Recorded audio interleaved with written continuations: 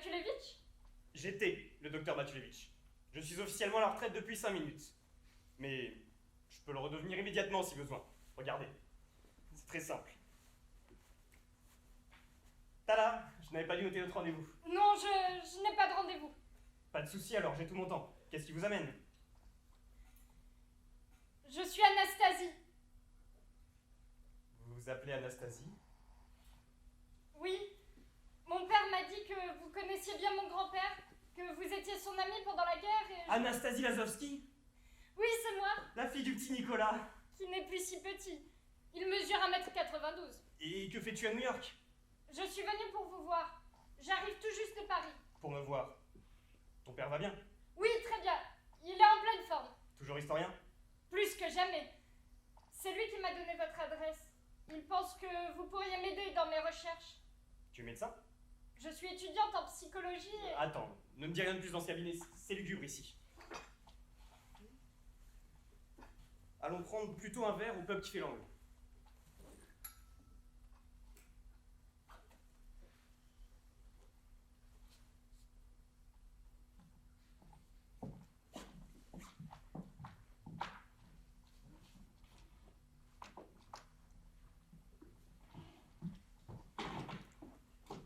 Qu'est-ce que je vous sers? Un demi. Un whisky.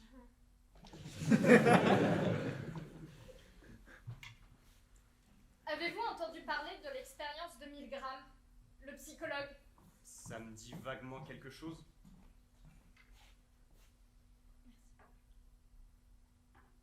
Merci. Il a demandé à des gens d'infliger des chocs électriques à d'autres personnes. Bien sûr, tout était une mise en scène et il s'agissait de fausses victimes qui faisaient semblant de recevoir les chocs. Toujours est-il que ceux qui étaient testés ne le savaient pas et pensaient vraiment envoyer des chocs électriques. Et quand les fausses victimes hurlaient de douleur ou leur criaient d'arrêter, Milgram, lui, leur ordonnait d'envoyer des chocs de plus en plus forts. Il voulait voir jusqu'où les gens pouvaient aller en obéissant aux ordres. J'en ai entendu parler, bien sûr. Les résultats sont terrifiants, je crois. Dans certaines conditions, près de 97% des gens obéissent.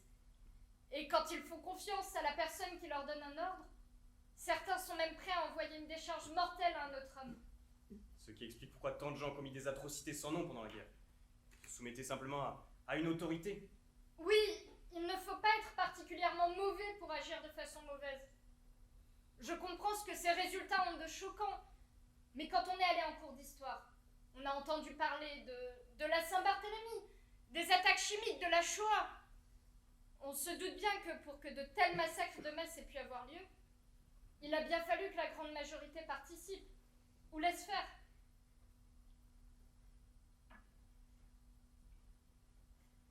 Et alors, sur quoi travailles-tu? Ce qui m'intéresse, moi, ce ne sont pas ces gens qui ont envoyé les chocs électriques. Ce sont les 3% qui ont refusé de le faire. Ces 3% qui, face à une autorité en blouse blanche, qui leur disait « Appuyez sur ce bouton, je vous l'ordonne, vous participez à une expérience scientifique importante, vous n'avez pas le choix. » Ces 3% qui ont répondu « Non, je ne le ferai pas. » Les insoumis. Les insoumis. Moi, je les appelle les crapauds fous. Qu'ont-ils en plus ou en moins? Pourquoi parviennent-ils à résister là où les autres flanchent? Et mon père m'a dit...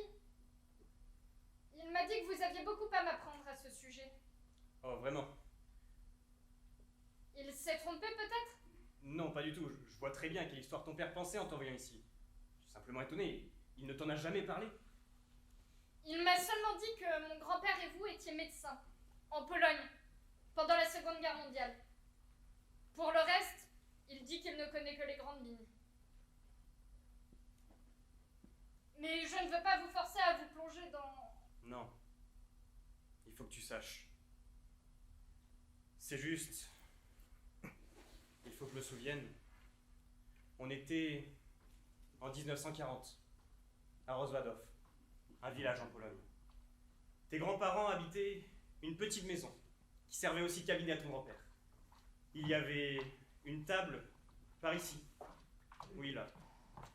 Voilà. Et puis aussi un tableau de très mauvais goût. Ici. Ou là, non, là, oui. Et puis, une très jolie plante. Voilà, précisément l'endroit où tu te tiens. Voilà. C'était comme ça. Et c'est là que toute l'histoire a commencé. Quelle histoire? L'histoire de ton grand-père, mon ami, Eugène, et de sa femme, celle qui se range les ongles derrière, elle, Anna. Mon histoire à moi aussi, bien sûr, et celle des habitants du village de Rozvadov pendant la Seconde Guerre mondiale. Il est toujours difficile de savoir quand une histoire commence. Dans la vraie vie, ça n'est jamais comme dans les bouquins. Dans les histoires qu'on nous raconte quand on est môme, tout va très bien jusqu'à quand soudain. Mais dans mon histoire à moi, dans celle d'Eugène et d'Anna, qui a posé le panier et enfile à présent un manteau trop grand pour elle. Enfin bref, dans l'histoire que je m'apprête à te raconter, je ne saurais dire avec certitude le quand soudain. Quand soudain Hitler envahit la Pologne, peut-être? Ou quand soudain mon meilleur ami voulut sauver des milliers d'hommes. Ah, c'est toi? J'ai cru que j'allais devenir dingue. Qu'est-ce qui t'est arrivé? Tout va bien, il n'est que 22h. Et tu comptais partir où comme ça, au juste? Moi, je sais pas, j'avais juste envie d'aller danser sous la pluie. Bah, je partais à ta recherche, crétin. Tu étais où? Je pouvais pas prévenir? Je suis juste allé boire un verre chez Stanislav, y a pas de quoi en faire un drame. Tu as pu écrire aujourd'hui? L'inspiration revient? Un verre de quoi? Pardon? Un verre de quoi, Eugène? Et qu'est-ce qu'il y avait dans le verre que tu as pris avec Stanislav? Quitte à mentir à ta femme, sois créatif. Il y avait quoi dans ce verre imaginaire que tu as pris avec Stanislav, pendant que Stanislav était chez nous? Ah tiens, Eugène, Anna commence à devenir nerveuse. Celui qui remonte sa braguette avec distinction et élégance, là, c'est moi. Moi, il y a quelques années. Moi, en 1940, pour être précis. Enfin bref, moi avec une prostate qui tient la route. Vous n'êtes pas mal du tout. Merci. Quelque chose, Eugène. Eugène n'a rien dit. Une assiette a volé. Une deuxième a suivi. Un vol d'assiettes sauvages organisé par Anna Lazowski, inventeur non officiel du frisbee. Jusqu'à ce qu'enfin, Eugène se décide à tout avouer. Tu es complètement fou. Tu ne peux pas me reprocher de soigner des patients. Un médecin ne soigne pas des catholiques, des juifs ou des nègres, mais des êtres humains, tu comprends? Oui, ça fait mal aux oreilles, mais à l'époque ça passait. C'est que je suis vivante, et mariée à un homme vivant. Et j'aimerais bien que cette situation dure encore quelques petites années, si tu le permets. Et moi, je sais que tu ne m'aimerais plus si je laissais dépérir la moitié du village. Je sais que tu ne me regarderais plus avec la même fierté. Mais c'est de la fierté que tu vois dans mes yeux. Bon, est-ce qu'on pourrait arrêter de tout dramatiser? En 1940, ce genre de phrase n'était pas du tout à la mode.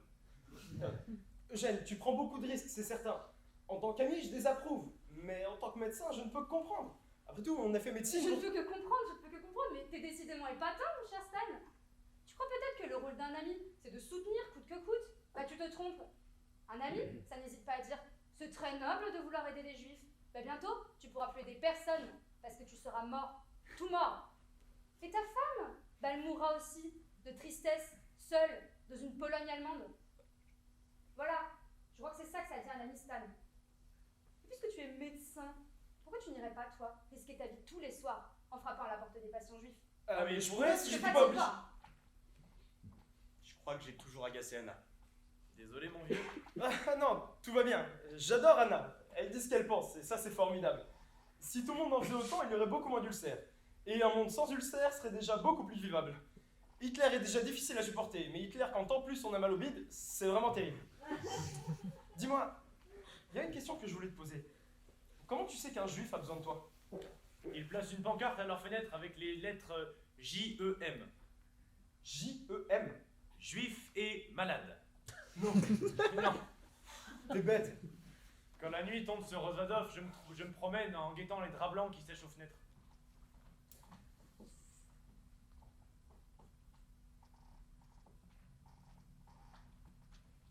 C'est notre code. Les draps blancs. Quand j'en aperçois un, je sais que quelqu'un a besoin de moi. Ismaël se gratte depuis 2 jours, docteur. Il a comme des petits boutons là, juste en dessous des testicules. Papa! Mais Oh, c'est un docteur, enfin. Il se réveille en plein milieu de la nuit, en sueur. Il dit que le monde vit ses dernières heures. Je crois qu'il a perdu la tête, docteur. Ah, et moi, je crois qu'il est simplement lucide. Ne vous inquiétez pas trop. Non, c'est pas ça. Vous n'y êtes pas du tout. Il prétend qu'Hitler ne s'arrêtera pas là. Et qu'il a l'intention de tous nous tuer jusqu'au dernier. Et qu'il ne visera pas seulement les Juifs, mais qu'il tuera aussi tous les Polonais intelligents. Il prétend que c'est un ami de Berlin qui lui a écrit dans une lettre. Les Polonais intelligents, me voilà rassuré, au moins, aucun membre de ma famille ne sera ciblé. Ne vous inquiétez pas trop, madame Rosenberg. Il n'est pas fou, c'est le monde qui déraille. Je vous apporterai demain des plantes qui l'aideront à trouver le sommeil. Merci, mon garçon, merci. Oh, madame Rosenberg, Oui, demandez-lui de faire attention à sa correspondance. Aux lettres qu'il envoie et reçoit de ses amis de Berlin, vous comprenez? oui. Et il n'y a jamais eu de quiproquo avec ta méthode? Quel genre de quiproquo? Docteur Eugène, qu'est-ce que vous faites là? Mes draps? Bah quoi, mes draps? J'ai quand même le droit de faire sécher mon linge alors qu'il me chante, non? Vous êtes nazi? Si je suis malade, moi? Mais oh, c'est vous qui êtes malade, là! Rentrez chez vous au lieu de venir harceler les gens chez eux! Oh!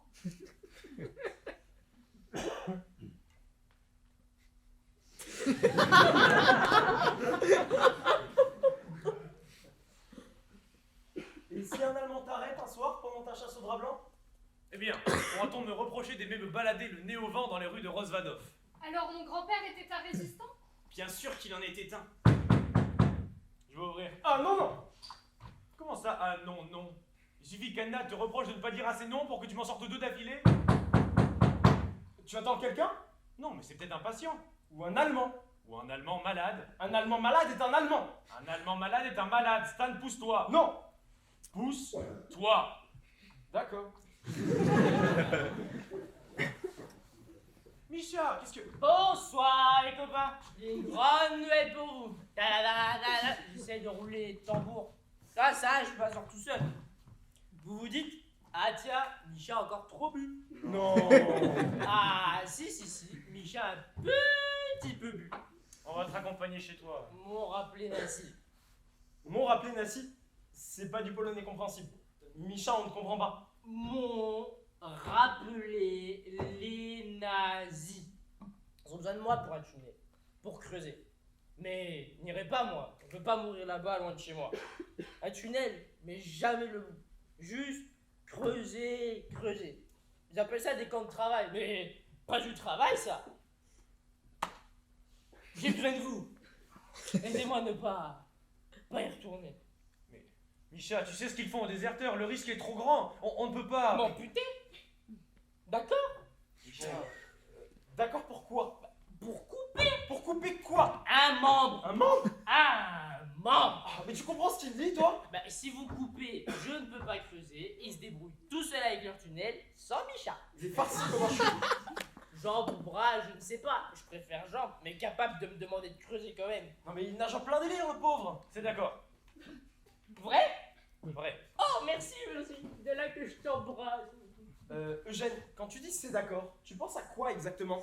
Ce qu'il veut dire, c'est qu'il va me couper un bout pour me sauver la vie. Bon, allez, sors ton matos. Je m'installe où?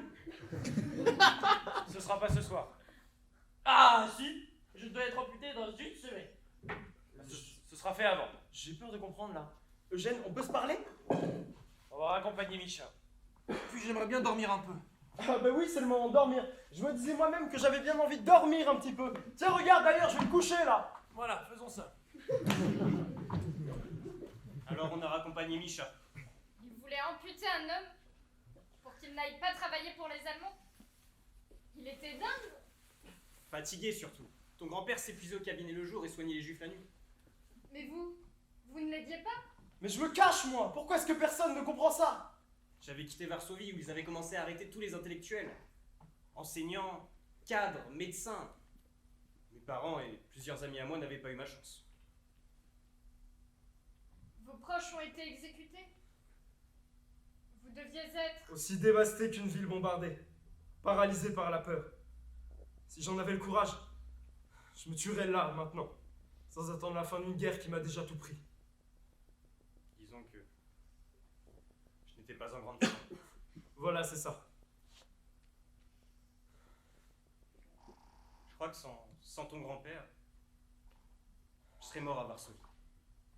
C'est lui qui a tout organisé pour que je les rejoigne. Il était comment? Ton grand-père, oh, Épuisant, passionné épuisant. et amoureux. De ma grand-mère? Oh, Oh oui. Oh oui. La sublime Anna Lazowski est réveillée. Elle s'approche avec cet air contrarié qui va d'un instant à l'autre disparaître pour se transformer en un sourire éclatant. D'un instant à l'autre, mesdames et messieurs. Et oui, la sublime Anna Lazowski vient de sourire. La face du monde s'en trouve bouleversée. La terre a arrêté de tourner. La guerre est terminée. Hitler est désolé. Pitié, mais tais-toi. Tu es déjà au travail? Tu dormais si profondément, je voulais pas te réveiller.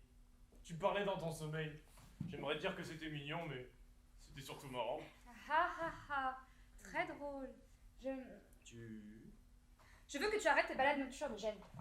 Et moi, je voudrais vivre à New York. Il paraît que là-bas, la ville se tient droite. Oui, toute droite. Arrête un peu. Et que les gens dorment les uns sur les autres jusqu'au ciel. Je suis sérieuse, Eugène. J'ai jamais été aussi sérieuse de ma vie. Moi aussi. Tu ne veux pas m'écouter 2 minutes? Nous irons voir des... Pa, pa, da, da, da. Ba, da, da, da, da. Pa, pa, pa, da, da. Comédie musicale. Et on nous verra courir des heures durant dans les rues bruyantes. J'ai quelque chose à te dire, Eugène. Waouh! Quoi? Mr. Roosevelt, enchanté de vous rencontrer. Tu vois, ce sera ça notre vie. Et tu laisseras tes patients sans médecin, bien sûr. Le petit Thomas va être médecin, il me remplacera. Mais le petit Thomas a 8 ans. Bah, tant mieux, ça nous laisse du temps. Ça se prépare une aventure comme ça. Eh bien, c'est d'accord. Sœur Eugène Lazowski, je m'engage solennellement à vous suivre en Amérique. Mais en attendant, je veux que tu arrêtes de ronde dans le village chaque soir. On pourrait avoir des ennuis, tu pourrais être démasqué et... Qu'est-ce que je ferais, moi? Et qu'est-ce qu'il deviendrait, lui? Oh oui, qu'est-ce qui deviendrait ton ventre? J'épouse un abruti. Quoi, tu es... Oh mon Dieu, il lui arrivera rien, Anna. Je te jure, il lui arrivera rien. Oh. Désolé de vous déranger, les amoureux. Non, mais c'est toujours un plaisir de te voir arriver à l'improviste, Stan. Tu devrais passer plus souvent, hein? Ironie? Non.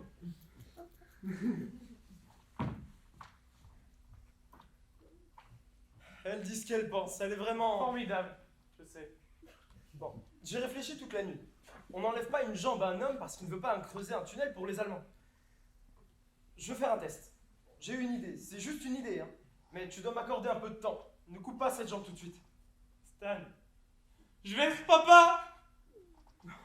Non, un mini-Eugène, ce sera Ou une mini Anna. formidable. Faut que tu saches que ton grand-père a toujours été mon meilleur ami. Nous avons failli être séparés après nos études secondaires. Eugène devait partir à Varsovie, étudier la médecine. Et moi, je devais rester à Rozvadov pour donner un coup de main à mon père à la fabrique de coton-tige. Enfin, c'est ce que je pensais. Jusqu'à ce matin de septembre où, en entrant dans le salon familial, j'ai su que le destin et moi allions devoir régler nos comptes. Mon fils, tu as vu la petite? Quelle petite? Celle que tu épouses à l'automne? Je n'épouserai personne, papa, nous en avons déjà parlé ce matin, au petit déjeuner. Ah, ne Elle- commence pas, hein! Tu veux tuer ta mère? Pas particulièrement, non. Tu devrais t'estimer heureux. Je le suis. La fabrique te donne une bonne situation, c'est vrai. Mais Oui. ne t'attends pas à faire des miracles avec ta tronche. Je suis laid, je sais. Oui, mais tu as d'autres qualités. Oh, mais je suis sauvé. Lesquelles? Tu as les pieds sur terre. Ah, c'est pas une qualité. Être intelligent, c'est une qualité. Être drôle, c'est une qualité. Avoir les pieds sur terre, c'est la loi de la gravitation. Arrête d'étaler ta science et va saluer la petite qui attend dans le salon. Parle-lui des nouveaux cotons-tiges que nous préparons, avec un supplément de coton pour plus de douceur dans l'oreille. Et c'est là que j'ai rencontré Teresa, la personne sans doute la plus importante de ma vie. Car à l'instant où je l'ai vue, une voix s'est éclairée pour moi. La voix de la fuite. J'ai su qu'il faudrait s'enfuir pour échapper à la vie misérable que me préparaient mes parents, ou le destin, ou Dieu, s'y était particulièrement sadique. Je suis enchantée. Je m'appelle Teresa. Stanislav, Arrêtez de transformer l'histoire ou je ne vous croirai plus. Je suis sûre qu'elle n'était pas aussi... Ah si. Dans mon souvenir, c'est exactement ce à quoi elle ressemblait. Vous exagérez. Que vous est-elle dit ensuite? Je m'appelle Teresa. Tout le monde dit que je suis bonne à marier. Non. Si. Aïe. Et pour moi, c'est comme si elle avait dit... Bonjour, je m'appelle Cauchemar. Va vite préparer ta valise et va-t'en avant que ta vie ne commence à me ressembler. Alors je me suis enfui. J'ai quitté le village et cherché ton grand-père qui était lui aussi prêt à quitter le village. À trouver Varsovie avec son adorable Anna. Eugène!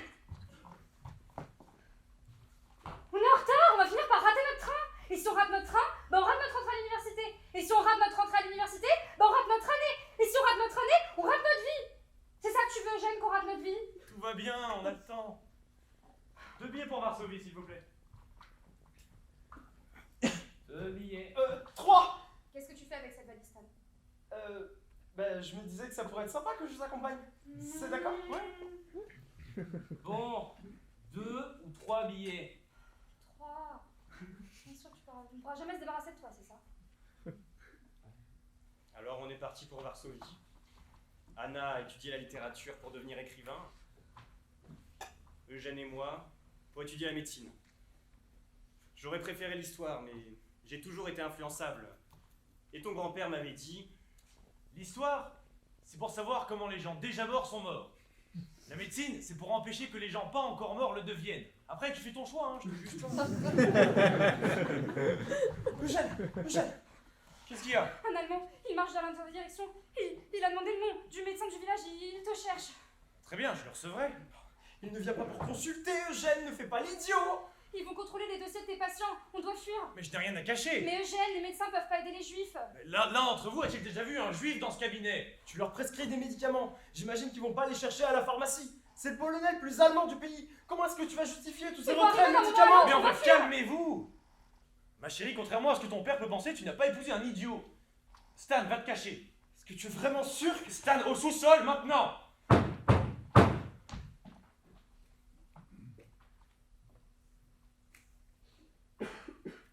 Eugène Lazowski. Officier Karl Steinmann. Fräulein. Un vrai crayon de soleil. J'ai moi-même femme à Berlin. Femme et fille. J'ai reçu une lettre qui dit qu'elle sait marcher maintenant. Ça grandit vite. Partez quelques semaines et votre bébé disparaît. Il est mangé par une petite fille. Après, la jeune fille mange la petite fille. Puis la femme mange la jeune fille. Vous avez fait une guerre, combattu pour votre idée, votre pays, fêté quelques Noëls, et soudainement, vous n'avez plus d'enfants. Désolé, je suis un peu trop sentimental. Qu'est-ce qui vous amène, officier Steinman? Je parle, et j'oublie que vous êtes homme occupé. J'ai entendu dire que vous êtes un docteur excellent. Les gens du village sont trop bons avec moi, la plupart d'entre eux m'ont vu grandir. Ah, vous savez, je ne pense pas vraiment qu'il y ait de bons ou mauvais Un médecins. garçon du village que vous êtes un magicien. Je lui ai présenté l'huile de morue comme une potion permettant de doubler l'espérance de vie. Il en distribue à tous ses camarades de classe, les parents sont ravis. Certains mensonges ont du bon. C'est ce que vous pensez, docteur? Je pense, oui. Et vous mentir souvent à vos patients? Ah, pas vraiment, non, Tant mieux.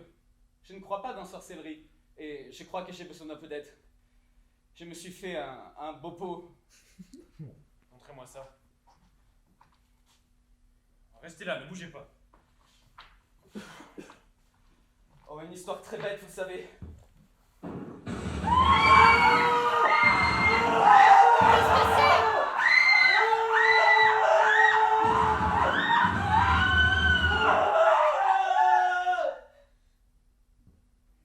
Qui a tiré? Notre Führer nous a envoyé soigner la Pologne. Quand la plaie s'infecte, vous nettoyez. Lorsque infection déjà trop grave, vous coupez. Pas un travail facile, mais un travail d'homme. Et il n'y a pas potion magique pour faire le juif moins juif. Alors on coupe, Eugène. Comme de bons docteurs, on coupe. Les années ont passé. Il ne se passe pas une semaine sans que le vacarme de ces tirs ne m'arrache à mon sommeil. Votre femme a l'air malade, docteur. Les cordonniers sont toujours pas très bien chaussés. C'est ce que dit l'expression, c'est ça? Vous avez perdu votre langue, docteur? J'imagine que je vais devoir attendre de croiser la route d'un autre médecin. C'est une blessure que vous aurez tuée dans 3 jours si vous n'arrêtez pas de bouger, alors restez là, je n'ai pas terminé. Non, il a soigné le nazi. Eugène aurait soigné Hitler en personne. Mais ils avaient tué tous les juifs du village. Presque tous. Il en restait moins d'une cinquantaine, qui avaient été alertés à temps et avaient réussi à se cacher. Ils ont amoncelé les corps. Ils les ont laissés un moment sur la place publique, au soleil, à la vue de tous, avant d'y mettre le feu. On le saurait plus tard, mais partout dans les villages polonais, les juifs avaient été rassemblés sur les places publiques et effacés, supprimés. Des hommes, des femmes, des enfants, effacés. Et mon grand-père soignait un nazi. Ça ne le rendait pas malade. C'était la première fois que la guerre arrivait véritablement à Rozvadov. Je l'avais vu à Varsovie, mais ton grand-père, lui, il la découvrait. On ne le reconnaissait plus. C'est Stan qui avait raison. C'est l'histoire que nous aurions dû étudier, pas la médecine. Si les gens connaissaient l'histoire, ils sauraient que la mort arrive bien assez tôt, qu'elle n'a pas besoin d'aide. À quoi me sert de sauver des gens des maladies les plus terribles, quand ce sont les idées malades qui tuent? Ils ont tué des enfants, Anna. Pourquoi tuer des enfants? Parce que les enfants grandissent. Et leur colère aussi. Eugène, je dois te parler. Je peux plus rien entendre. Ah non, arrête ça tout de suite. Nous sommes tous bouleversés, ton attitude n'arrangera rien. Je crois que je deviens fou. Mais écoute-moi, Eugène, je viens avec de grandes nouvelles. Quand tu sauras, Eugène, quand tu Quand sauras... je saurai quoi? J'ai sauvé Misha. Tu dis rien? J'ai sauvé Misha. On ne l'amputera pas et il n'ira pas dans les camps. Ressaisis-toi 2 minutes et lis ça. Misha Groski est exempté et ne doit sous aucun prétexte sortir du village de Rozvadov. Je ne comprends pas. J'ai inoculé le vaccin contre le typhus. Je comprends toujours pas. J'ai inoculé le vaccin contre le typhus à Misha. Mais Misha ne risquait pas d'attraper le virus. C'est exact. J'ai inoculé alors qu'il ne risquait pas de l'attraper. Une idée comme ça, une intuition. J'ai analysé son sang et il était positif. Il était, Eugène, tu te rends compte? Mon intuition s'est vérifiée. Une seule dose de vaccin suffit à rendre positif au test. Alors, j'ai écrit une lettre pour le bureau des camps de travail pour leur expliquer que Misha était atteint du typhus, une maladie mortelle et extrêmement contagieuse. J'ai joint le résultat des analyses et j'ai prié pour que le plan fonctionne. Ah oui, pour la première fois de ma vie, j'ai prié. Et il ne va pas dans les camps. Et il garde ses 2 jambes. La petite quantité de virus contenu dans le vaccin a suffi à rendre Misha positif au test de détection du typhus. C'est exactement ça. Misha est sain et sauf et bourré.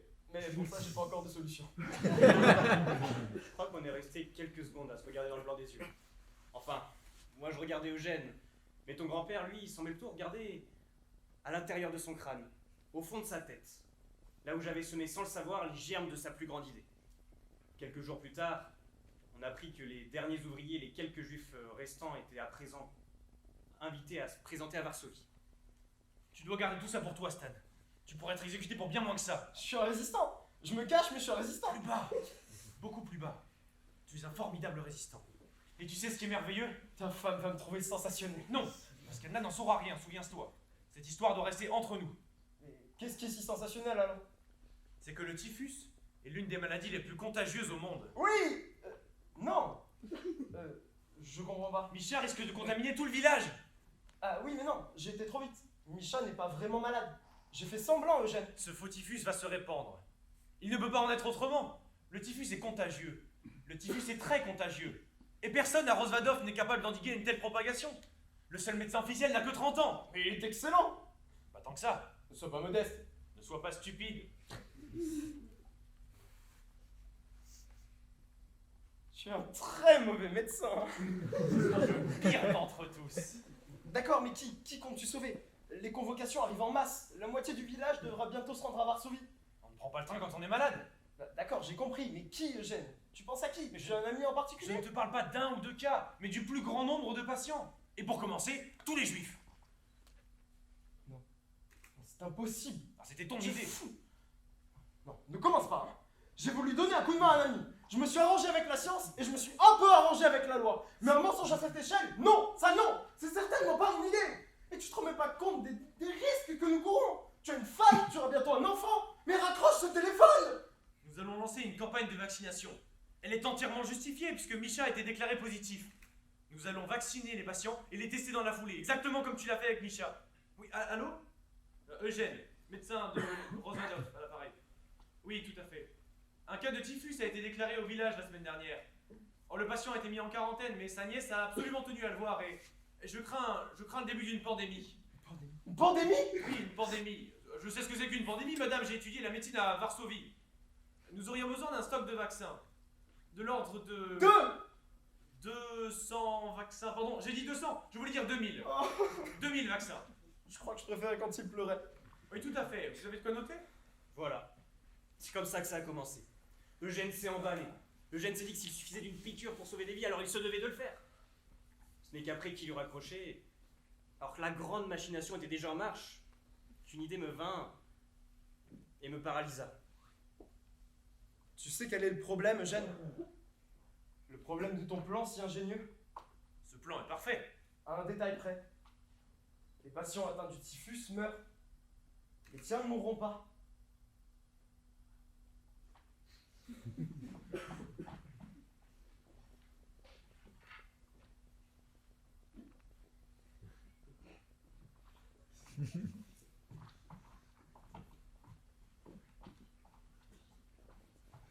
J'ai une tante qui a le typhus. Ah oui? Et elle va mieux? Je sais pas. Elle est morte.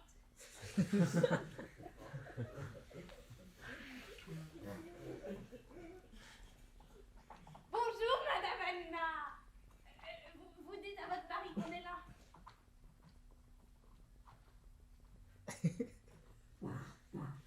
Eugène! Tu m'expliques? Vous expliquez quoi, mes colibris? Ce que font ces gens devant la porte. Une dizaine de patients un dimanche matin. Une dizaine seulement? Mais que fait Stan? Il devait m'en envoyer beaucoup plus. Ah, faut que, il est encore tôt. Eugène, Ah oui, pardon. Misha a été déclaré positif au test du typhus. Nous devons vacciner une partie du village. Misha? Ah non, ne t'inquiète pas, c'est pas grave. On va le soigner, il s'agit d'un typhus mou. un typhus mou. C'est ton roman, je peux regarder? certainement pas. Tu ne laisses jamais te lire en ce moment. Oui, c'est que... C'est parce que j'écris un peu toujours les mêmes choses. Octave! Ah, docteur Eugène! Dis donc, il y a la queue aujourd'hui, ça vous fait un sacré boulot, hein? Oui, tout à fait, mais c'est pour la bonne cause. Le vaccin contre le typhus sauve des vies. 5 minutes. Eh, dites, c'est vrai ce qu'on raconte? Que c'est des gars de chez nous qui l'ont inventé? Ah, tout à fait. Le docteur Rodolphe Stephanweg, polonais comme vous et moi. Et faudrait le dire aux Allemands, ça, hein? Vous voulez bien leur écrire? Ça rendra mieux si c'est vous qui signez, ça fera plus chic. Vous pensez que ça changerait quelque chose, Octave? Ah oui? Ah oui. Bah moi je pense que la guerre elle serait tout bonnement finie et qu'ils nous laisseraient tranquilles. Il paraît qu'ils pensent qu'on parasite leur belle culture, nous les Slaves. N'empêche que le jour où sa femme risquera d'attraper le typhus, l'Adolf Hitler, eh ben il sera bien forcé de nous remercier, nous autres. Et vous pensez pas que s'il avait une femme, elle lui aurait demandé de porter une moustache un peu moins ridicule? Ah, c'est vrai. Ah, il est pas Jojo. Ah, mais voilà ce qu'il faudrait alors. C'est lui trouver une dame. Et lui inoculer le virus du typhus pour que Hitler reconnaisse ému aux larmes la grandeur de la culture slave. Vous mettez toujours des jolis mots sur mes idées, docteur. Et dire que c'est un petit médecin de campagne et son fidèle patient qui viennent de trouver une solution à la folie de la guerre. Quelle belle équipe on forme. Ils envoient des généraux, ils mobilisent des armées, mais ils ne pensent pas à consulter Octave Lasky et son fidèle ami Eugène Lazowski. Une dernière petite prise de sang et vous pourrez aller filer préparer votre discours pour le prix Nobel de la paix. Ah, le prix Nobel de la paix! Ah ben c'est maman qui va être contente. Ouais. Pour le vaccin de la tuberculose, j'avais qu'une seule piqûre. Oui, mais là c'est pour vérifier que vous y réagissez bien, vu qu'il est nouveau. Vous seriez pas en train de faire des petits tests sur nous, docteur? Si, je l'avoue. Mais vous pourrez me remercier quand vous pourrez reposer vos mollets en vous appuyant sur votre troisième jambe. Je plaisante, Octave. Ah oui, vous plaisantez, oui. Les copains, je vais avoir une troisième jambe. plan.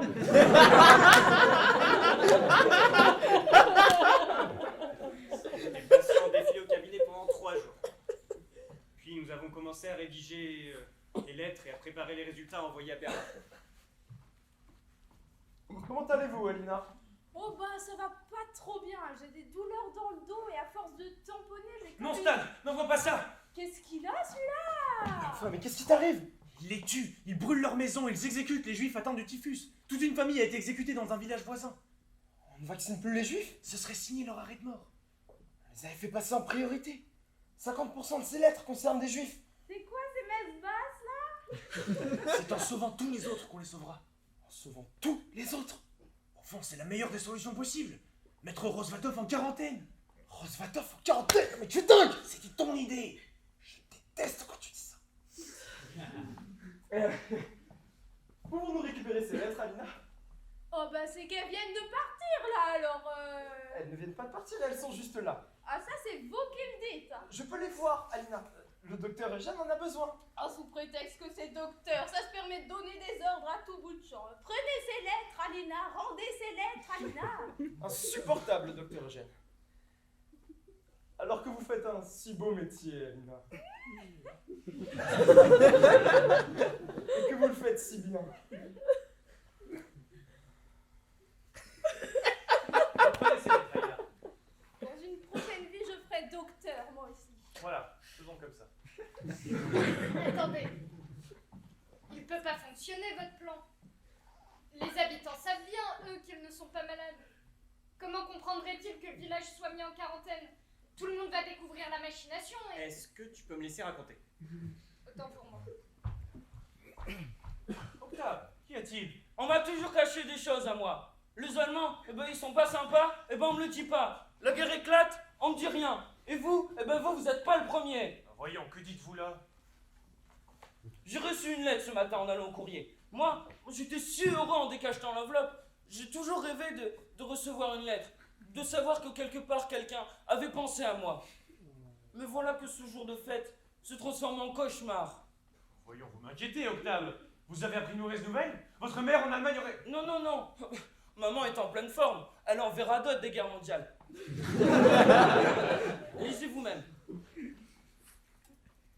Cher Octave, vous souvenez-vous de votre amie Madeleine? J'ai pensé à vous bien des fois, et je n'ai jamais oublié les heureux moments que nous avons passés ensemble, à parler de notre joie de ne pas être complètement attardés, mais de seulement en avoir l'air. Travaillant maintenant pour notre Führer en tant que secrétaire au service des communications, j'ai été très peiné d'apprendre par un courrier de votre médecin Eugène Lazowski Que vous étiez atteint d'une terrible maladie infectieuse, difficilement curable. Le typhus ne devrait pas toucher des individus d'une si haute lignée, d'un sang pur et d'un grand cœur. Mais le typhus n'a pas la grandeur d'Hitler. Si, comme semble le penser votre médecin, vous vivez à présent vos derniers jours, réchauffez votre cœur de la certitude suivante. Le monde s'apprête à devenir meilleur grâce à sa sainteté Hitler. Heil Hitler!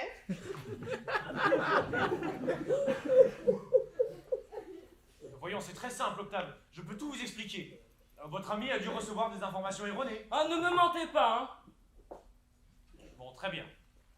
Mais vous devez me promettre de garder tout ce que je vais vous dire pour vous. Octave, savez-vous ce que c'est qu'une supercherie? Combien de jours me reste-t-il? Pardon? Je vous en prie, ne ménagez pas. Voyons, Octave, je n'ai jamais douté de votre lucidité. Je ne voulais simplement pas vous inquiéter, car on peut guérir le typhus. Ah oui? Vous avez pourtant écrit à Madeleine, enfin à Hitler et ses acolytes, que mon cas vous semblait désespéré. Tout à fait, mais je crois aussi au miracle. Il y a 2 jours, je vous croyais fini. Quand je vous vois aujourd'hui, je me dis qu'il y a encore de l'espoir. C'est après ce rendez-vous que Jeanne décida d'informer tous les patients susceptibles de le croire qu'ils étaient atteints du typhus. Des gens idiots? Il y en avait beaucoup au village? Eh, je suis pas un idiot, moi. Aïe. Stan, dis-leur, je suis pas idiot. Des gens... un poil crédules. Crédule! Crédule! Ah bah de mieux en mieux, hein? Moi, je sors de son esprit où j'étais bien peinard, je reviens un moment difficile, 50 ans plus tard, le tout pour pas un copec, et voilà comment on me remercie. On m'apprend que j'ai le typhus et que j'avais crevé. Et tu n'as pas de typhus, Octave. Ah si. Désolé, mais j'ai quand même un tout petit peu le typhus. Alors, si ça pouvait m'éviter de me faire insulter par la belle et la bête, eh ben ça m'arrangerait. Grâce à eux, le climat de peur s'intensifiait sur le village et rendait plus plausible pour les Allemands l'épidémie que nous avions concoctée. Nous avons alors commencé à recevoir les réponses de Berlin. Chaque malade était exempté.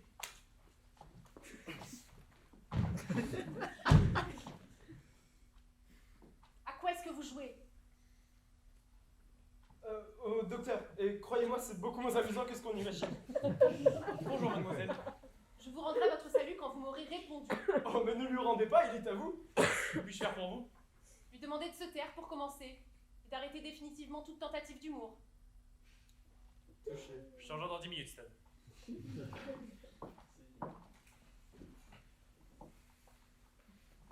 Quel genre de médecin annonce à un patient en pleine santé sa mort prochaine? Ah. Rebecca Lasky, enchanté de faire votre connaissance. J'aimerais en dire autant, mais l'envie de vous égorger vif m'empêche de profiter pleinement de la rencontre. Égorgé. Pardon? Votre langue a dû fourcher. Vous avez dit égorgé vif. Au lieu de l'expression adéquate, écorché vif. Il serait d'ailleurs assez difficile d'égorger vif. Quoique ça pourrait désigner une méthode particulièrement rapide d'égorgement. Auquel cas, vous m'inquiétez et je refuse de vous laisser seul avec mon meilleur ami. À quoi jouez-vous avec mon frère? Vous savez, je suis persuadé pouvoir le guérir. Ne vous inquiétez pas trop, avec un bon Si traitement. mon frère est atteint du typhus, je suis prête à devenir la femme d'Hitler. Je ne vois pas le rapport. Vous n'allez pas vous marier à un dictateur moustachu parce que votre frère est malade, ça n'a pas de sens. Vous vous moquez de moi? Vous vous moquez de mon diagnostic? Écoutez, ne jouez pas à ça avec moi. Quand je suis passée rendre visite à mon frère ce matin, il rédigeait son testament au fond de son lit. Il ne toussait pas, il n'avait pas de fièvre.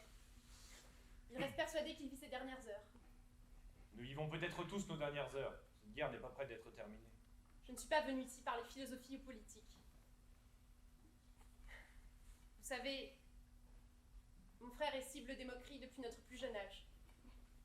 Celle-ci est d'autant plus cruelle qu'elle vient d'un homme que tout le monde pense admirable. Je ne mérite, mademoiselle, ni louange ni blâme. Je ne fais que mon travail.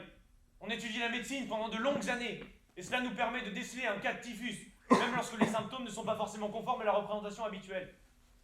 Que savez-vous après tout du typhus, mademoiselle? Il s'agit ici d'une variété très particulière, qui se dissimule pour attaquer plus férocement. Un typhus fourbe. Un typhus fourbe. Un typhus fourbe. Bien, vous devez vous sentir bien démis, docteur, devant ce cas si exceptionnel. J'ai un oncle médecin à la retraite qui habite à quelques lieues d'ici. Je suis bien sûr embêtée de lui demander de faire tout ce trajet pour venir examiner mon frère à son tour, mais j'imagine que dans un cas aussi exceptionnel, le cas d'un typhus fourbe, c'est bien ça, docteur? Aucun médecin ne rechigne à recevoir l'avis d'un confrère. C'est bien aimable, mademoiselle, mais je doute que ce soit la période idéale pour traverser la Pologne. Oh, les cadres slaves à la retraite ne seraient pas, aux dernières nouvelles, particulièrement bichonnés par les nazis. Je suis certaine que mon oncle serait prêt à courir n'importe quel risque pour vous prêter main forte et éviter que la maladie de mon frère ne se propage à tout le village.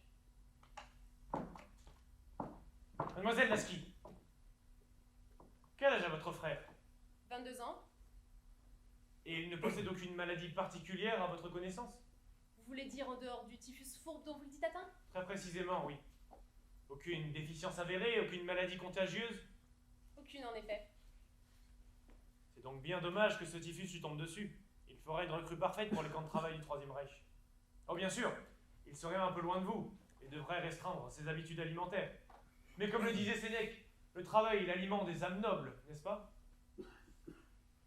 N'est-ce pas, mademoiselle Lasky? Y a-t-il d'autres cas de typhus dans le village?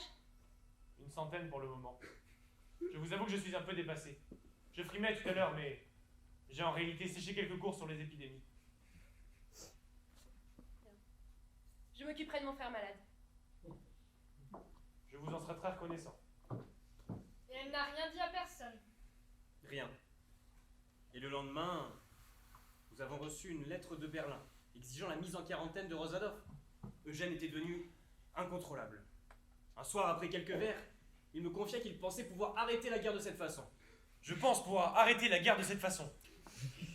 Je suis désolé de ne pas avoir pu sauver tes amis à Varsovie. Comme si un médecin pouvait à lui seul sauver le monde entier avec une escroquerie médicale. Il s'imaginait Il imaginait quoi? des choses insensées. Mesdames et messieurs, notre bien-aimé Führer, Adolf Hitler!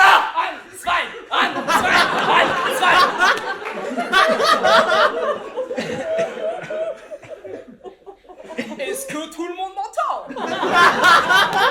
Bon, écoutez, j'ai foiré. Je pense que vous avez dû vous en rendre compte. J'ai foiré.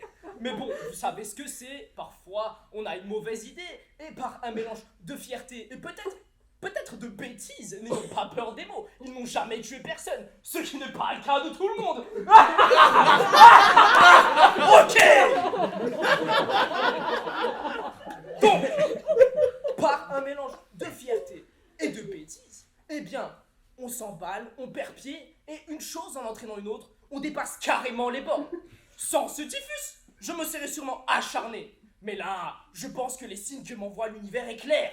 Je dois laisser les Polonais tranquilles, pépères. Alors, attention, Achtung! J'entends déjà certains dire « Oh, il a peur de la maladie, alors il renonce !» Eh bien, je voudrais leur dire que les choses ne sont pas si simples. Nous ne partons pas parce que nous avons peur. Non, ça non. Nein! Nous n'avons peur de rien. Mais disons qu'il faut parfois savoir tirer le rideau, jeter l'éponge. Votre avion pour le Mexique est prêt, messieurs les chanceliers! Mais calme-toi, mon petit bretzel. Bon bah, ciao!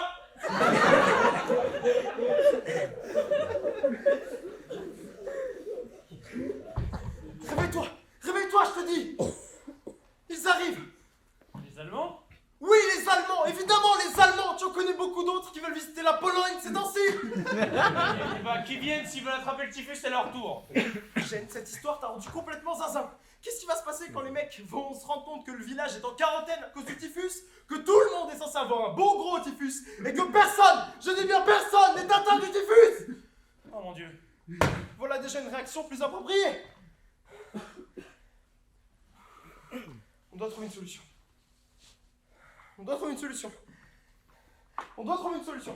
Parce que là, les mecs, ils vont se mettre en colère. Et quand ils se mettent en colère, ils deviennent désagréables. Et quand ils deviennent désagréables, ils butent des gens. Tu m'empêches de réfléchir. Il n'y en a qu'une. Qu'une? De solution. Il n'y a qu'une solution. Eh ben partage-la peut-être. Faire comme si. Comme si? Comme si. Comme si. Oui, comme si, absolument. Jouer la comédie, mimer les symptômes. Tu veux que tous les habitants du village feignent de présenter les symptômes du typhus? Mais pas tous les habitants, réfléchis. Il suffit qu'ils rencontrent une cinquantaine de nos meilleurs comédiens. Une cinquantaine de nos meilleurs comédiens? Tu vis aux États-Unis d'Amérique, Eugène? Comment ils disent là? Au Viloud? Eh oh! Redescends sur terre! Ici c'est Rosvadov! Aux dernières nouvelles, notre voisin c'est Micha, c'est pas Charles Chaplin! Pas besoin d'habiter à Hollywood pour savoir jouer la comédie. Je suis sûr que Anton sera parfait. Et Blink et Groberski, ils sauront parfaitement duper ces barbares. Ils sont vieux et semblent déjà à moitié morts.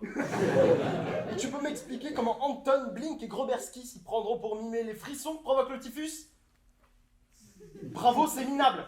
L'affaire à 40 degrés? On les humidifiera. L'éruption de plaques rouges sur le corps? Mais du maquillage fera l'affaire. La perturbation artérielle? Les battements cardiaques affaiblis? Eugène, qu'est-ce que tu dis? Je dis que c'est notre seule solution. Plus nous mettons de gens dans la confidence, plus nous risquons de nous faire dénoncer. Tu me l'as répété une bonne vingtaine de fois. Et maintenant, il faudrait engager une dizaine de personnes, une dizaine d'acteurs? Nous allons former une poignée d'amis, leur donner un cours.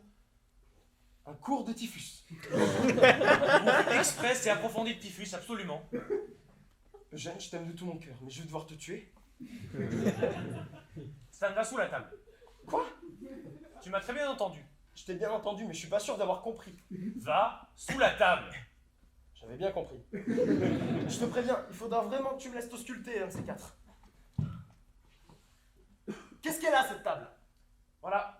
Voilà quoi. Micha, va sous la table s'il te plaît.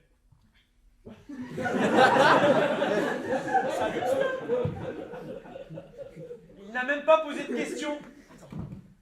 Il n'est pas représentatif de la population. Et donc c'est ça ton plan. Tu comptes mettre les nazis sous des tables. Non mais t'as raison, fallait y penser. Au lieu de construire des armes, on aurait dû construire des tables et des chaises et foutre les nazis dessous. Ça aurait été plus propre et ça aurait relancé l'industrie immobilière. Simplement te montrer que lorsque tu ne laisses pas la place au doute à ton interlocuteur, il ne doute pas. Alors fais-moi confiance, on va les convaincre. Dis-le sans trembler, j'y croirais peut-être. Je suis fou, j'ai toujours cru que je devais te soutenir, mais j'ai été stupide. Qu'est-ce que j'ai été stupide. Alors pars, Stan. Il en est encore temps. Prends le premier train vers le village voisin. Ne me le répète pas 2 fois, Eugène. J'hésiterai pas longtemps. Oh, mais je ne t'ai jamais forcé à rester. Tu peux très bien choisir de partir, te cacher ailleurs, retourner à Varsovie.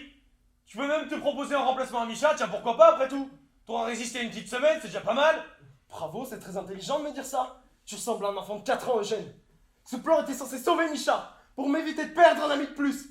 Et toi, maintenant, tu vas réussir à faire tuer tous les gens que j'aime. Tout ça parce que tu es devenu tellement mégalo que tu t'imagines pouvoir sauver le monde entier. Mais redescends sur terre, Eugène. S'ils ont réussi à envahir la Pologne, ils vont pas se laisser berner par un médecin de 30 ans qui fout ses amis sous des tables.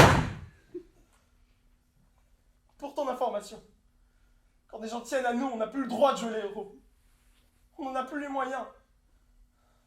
Est-ce que tu te rends moins compte à quel point tu es égoïste? Je suis égoïste? Non mais tu t'entends? Je suis égoïste! On a grâce à toi. Si tu t'es démené jour et nuit pour tenter de sauver ton ami, c'est pas par altruisme. C'est parce que t'es centré autour de ton petit nombril. On a grâce à toi la possibilité de sauver des milliers de personnes. Et toi tu pourrais rester là, les bras croisés, à regarder des trains emmener les amis des autres, les familles des autres. T'es tellement terrifié à l'idée de souffrir que tu pourrais regarder des enfants crever sans lever le petit doigt. Ils n'ont pas pris que tes amis, Stan. Ils ont aussi pris ton cœur et tes tripes.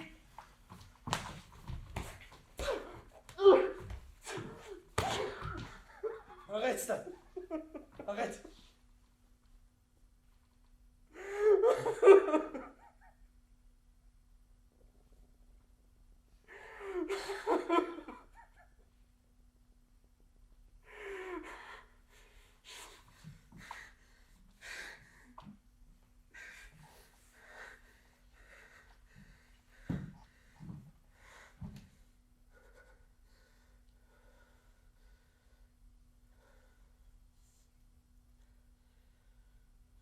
Alors, on va le convaincre.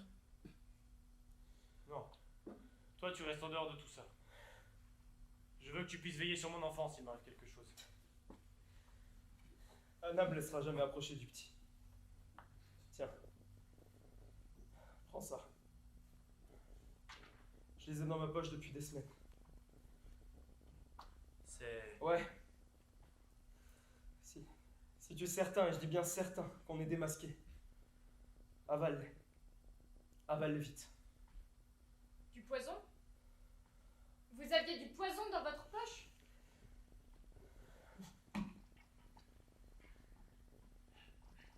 Qu'est-ce qu'il s'est passé ensuite? Vous avez choisi des comédiens? Nous avons essayé.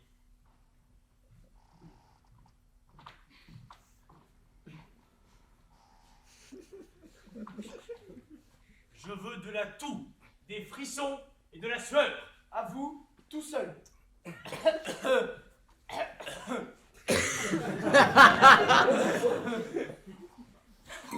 Alors non, Albertine, vous ne pouvez pas sourire comme ça. Quand on est malade, on ne sourit pas. On souffre. Alors, Albertine, comment vous sentez-vous aujourd'hui? Comment ça va?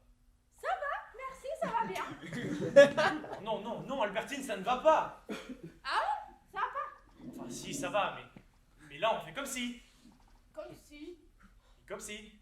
Je vais retourner sous la table, je crois. Comme si on était malade. Donc vous êtes malade. Ah oui, pardon. On reprend. Posez-moi la question. Non, vous recommencez, là. Oui, c'est vous qui m'avez Non, dit mais de... vous recommencez, vous avez souri. Quand on est malade, on ne... Bon, merci à tous pour les efforts fournis. Oui, bravo, merci beaucoup. On est mort. Pas encore. Le lendemain, 11h, les Allemands arrivaient à l'entrée du village. Eugène les y attendait depuis 2 heures, devant une cabane que nous avions construite pendant la nuit.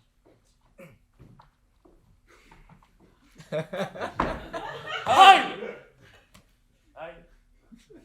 Eugène, médecin de Rosvadov, enfin de ce qu'il en reste. Je vous propose de déjeuner. Je ne sais pas si vous l'avez déjà fait, mais si ce n'est pas le cas, vaut mieux le faire avant. Ce que vous allez voir n'est pas beau. Vous pensez que voir des juifs tousser peut nous couper l'appétit? Je n'ai pas dit ça. Je dis juste que le typhus est bien moins habile et précis que le Führer et ne cible pas que les juifs. Même moi, je ne sais pas comment j'ai fait pour se tenir aussi longtemps. Vous n'êtes pas vacciné? Ah, si, bien sûr, enfin. Vous savez bien. Vous n'êtes pas médecin? Nous sommes officiers SS. Vous n'êtes pas médecin? Excusez-moi, je suis troublé. Je ne pensais pas qu'on puisse demander un tel sacrifice à des hommes n'ayant pas prêté serment. Quel sacrifice? Ah bien. Disons juste que le typhus est l'une des maladies les plus contagieuses au monde. Pour répondre à votre question, si, bien sûr je suis vacciné, mais l'efficacité du vaccin n'est que de 50% dans les zones d'endémie. Et ici ce n'est pas une zone comme les autres, la quasi-totalité du village est atteinte ou presque. Notre espérance de vie en rentrant dans le village est la même que celle d'un escargot traversant une nationale un lundi matin. Je vous propose de déjeuner. Même les condamnés à mort s'y ont droit, et pourtant ils ne meurent pas par sens du devoir comme nous. Ah.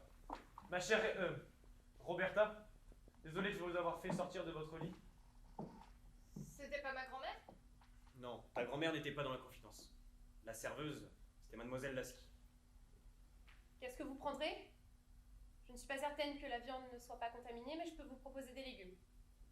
Oh, allons pour la viande, contaminée ou non.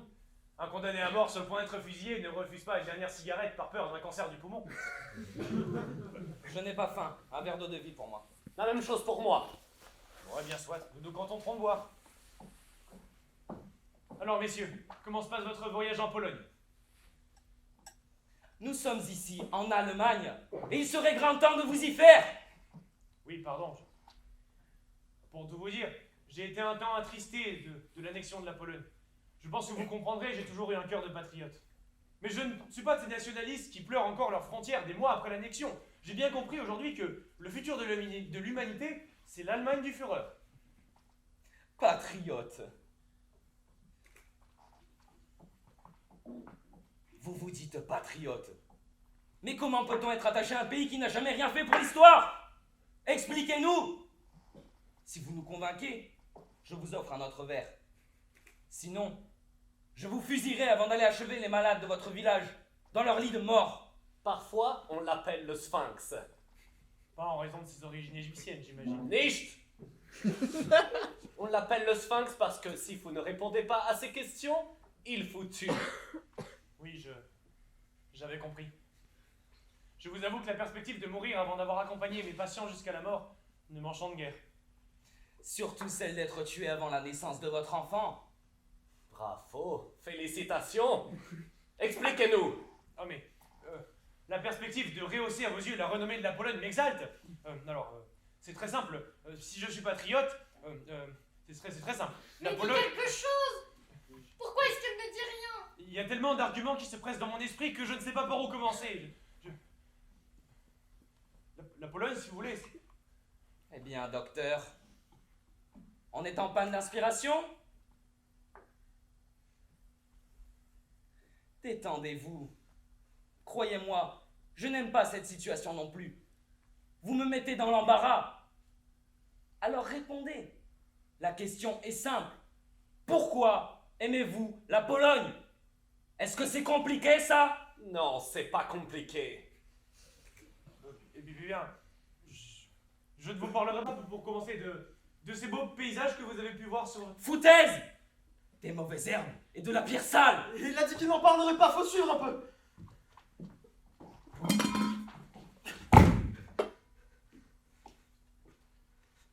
Parfait, parfait. Vous êtes à présent 2 pour nous convaincre. Vous avez 3 secondes. Eins! Zwei! L'histoire! Il faut que je vous parle de l'histoire de notre pays. L'histoire d'un pays habitué à être haché et découpé, mis en pièces comme un oignon.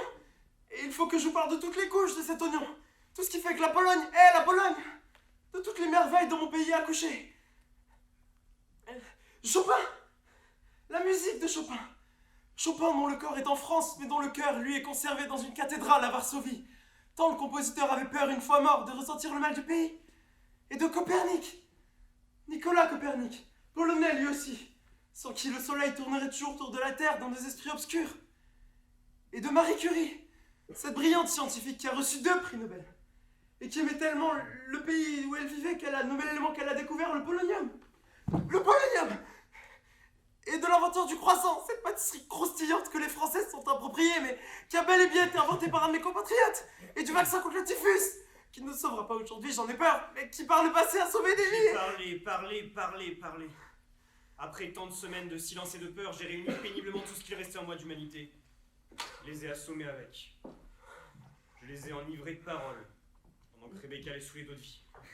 Puis vous avez pris leurs flingues et vous les avez butés. Quoi? Alors, ils sont partis? Non. Au village, notre petite équipe se mettait en place. J'avais réuni tous les éclopés. Je pourrais encore vous en parler pendant des heures, mais je venais initialement vous prévenir, docteur, de la mort d'Albertine. Le typhus l'a emporté ce matin. Oh. Bon, très bien, Jean. Nous allons venir. Jean? Une tentative de camouflage. Ton grand-père avait le sens du détail. Bon, eh bien, vas-y, toi. Tout seul? Eh, je n'ai pas fini mon verre. C'est que j'en aurais bien pris un autre. Bon, ok.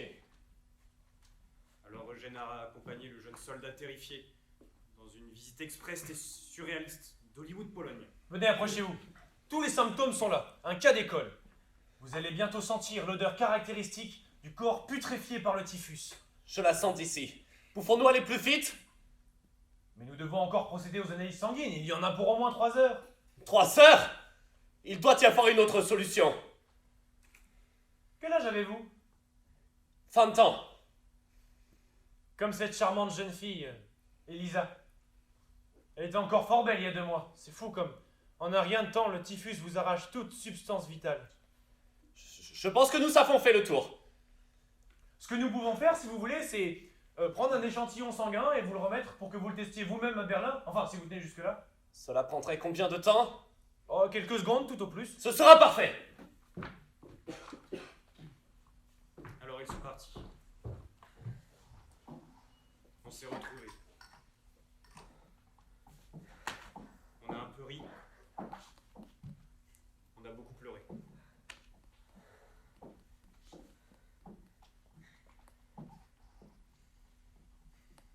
Puis la vie a repris son cours au village. La guerre a continué de charrier son lot d'atrocités. Mais plus jamais les habitants de Rozvadov n'ont été menacés dans les 3 ans à venir. Enfin, presque plus jamais. Comment ça, presque?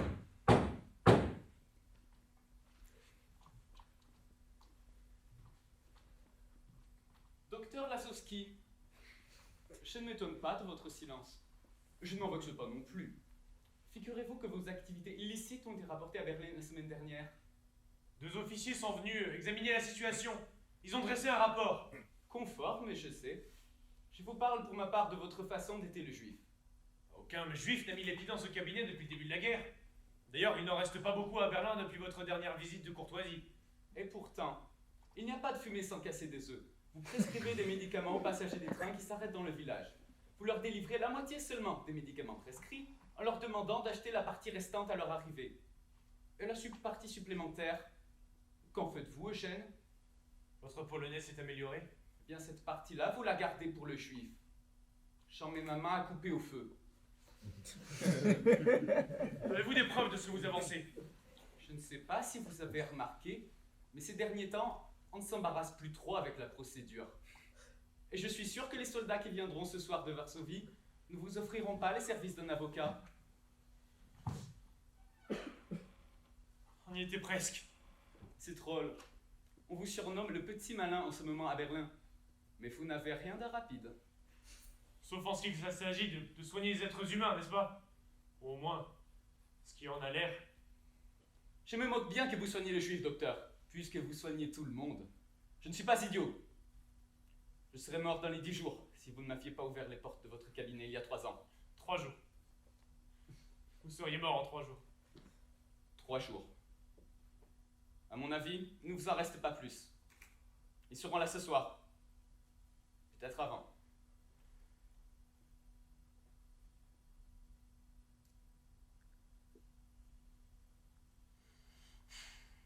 Votre laissez-passer. Je l'ai signé. Une bonne action n'en rachète pas une mauvaise. Je vous laisse. Je n'aimerais pas attraper le typhus. Quoiqu'à en voir l'état de vos malades, on en aurait presque envie. Ils sauront que vous m'avez aidé. Vous vous condamnez. Rassemblez votre famille, Eugène, et faites votre sac. Eugène a prévenu Anna, sans rien lui dire sur ses activités de résistance. Elle ne posa pas de questions, et ils ne savoir que des années plus tard ce qu'ils avaient fait, chacun de son côté. Ton grand-père avec les vaccins, ta grand-mère en rédigeant des centaines de tracts résistants qui sont allés dans les mêmes trains que les ordonnances d'Eugène. Pour l'heure, ton grand-père fait encore attendre son adorable Anna. Eugène! On est en retard! On va rater notre train! Et si on rate notre train, bah on rate aussi notre bateau! Et si on rate notre bateau, on va pas aux Amériques! Et si on va pas aux Amériques, on va être arrêté et... C'est ça que tu veux, Eugène, qu'on soit arrêté et torturé? Tout va bien, le train n'est pas prévu avant 10 heures. 3 billets, s'il vous plaît.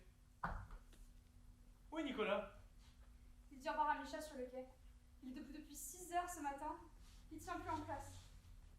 3 billets. 4! Qu'est-ce que tu fais avec cette valise, Stan? Je me disais que ça pourrait être sympa que je vous accompagne. C'est d'accord? Oui. Bon, 3 ou 4 billets. 4, évidemment. Bien sûr, tu ne pourras jamais te débarrasser de nous, qu'est-ce que tu crois?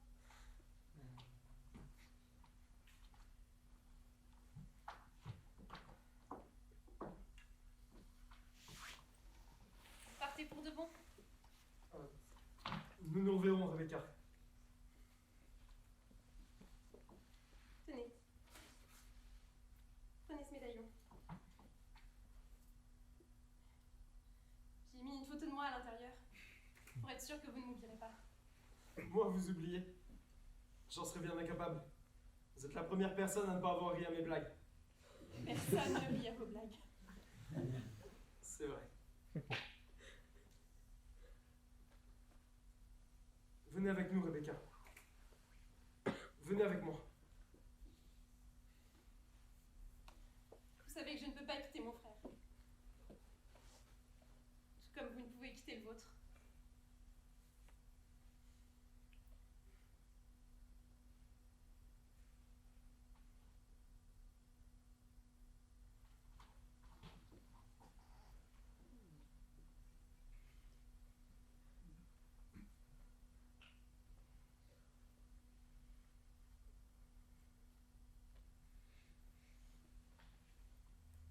Bonne route, Stanislas.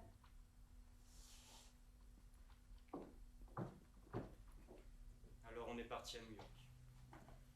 Anna, Eugène, le petit Nicolas et moi.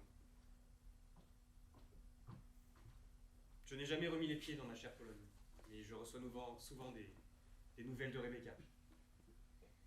Je ne savais même pas que ce médaillon vous appartenait.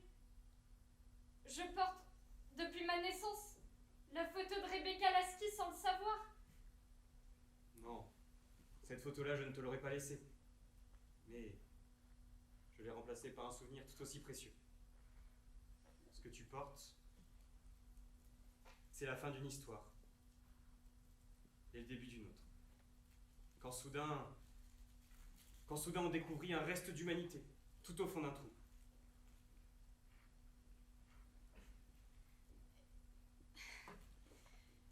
Comment avez-vous pu prendre autant de risques? Vous avez mis en danger vos proches pour aider des gens que vous connaissiez à peine. Je ne saurais te l'expliquer. Ton grand-père m'a entraîné dans sa folie. Il était guidé par quelque chose de supérieur qui me dépasse encore. Mais peut-être que la psychologue que tu as à présent saura l'expliquer. Je ne suis pas sûre d'en être capable. Mais c'est justement le sujet de mon étude. Avez-vous déjà entendu parler des crapauds fous? Alors que tous les crapauds migrent vers le sud au mauvais jour, certains remontent la rivière à contresens et se rendent dans des régions inhospitalières, sans qu'aucun biologiste ne puisse expliquer les causes de ce comportement marginal.